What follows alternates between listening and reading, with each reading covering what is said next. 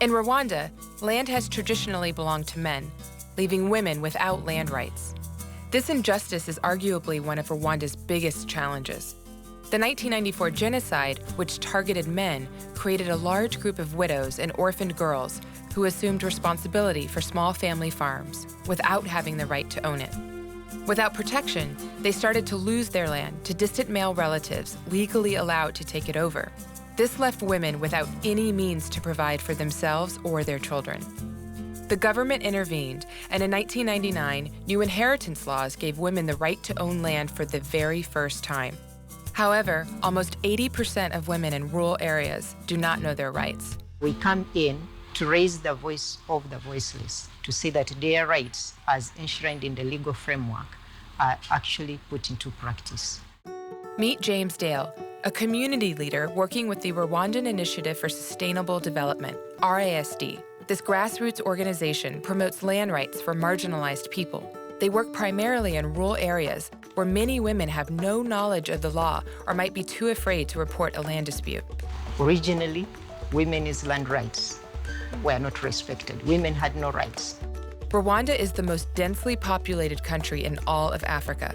Scarcity of land, coupled with its large population, has resulted in an overwhelming amount of land disputes. The majority of these disputes are between husbands and wives, as men have all the say in a family and even have the power to force women off their land. Women's land rights relate to even bigger social issues. Women's role in bringing out families is paramount.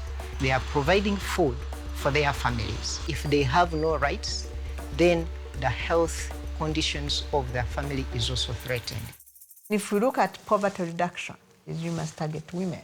Meet Annie Karaba, the director of RASD. The organization has been trying to find a way to settle land disputes without using the traditional court system. The bureaucracy in courts and corruption can be very stressful. There are cases which were left here in 60s, and when people returned after the war, they found these cases still on after 30 years.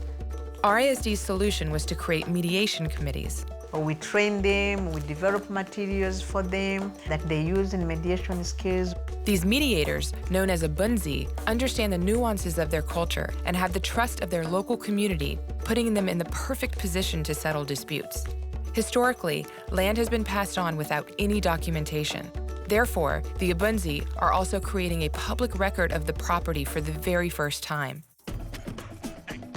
We wanted to meet people who'd gone through the mediation process and traveled to an area called Gikomero, just outside the capital city of Kigali. When everyone keeps talking about how densely populated Rwanda is, this is proving it right here.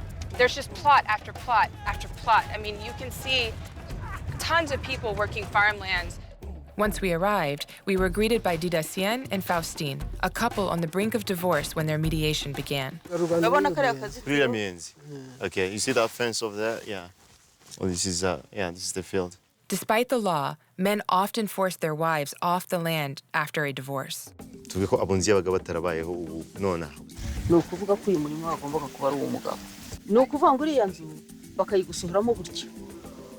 Abana ntibarya, abana ntibiga, barwara imvunja. Biba ari bibi.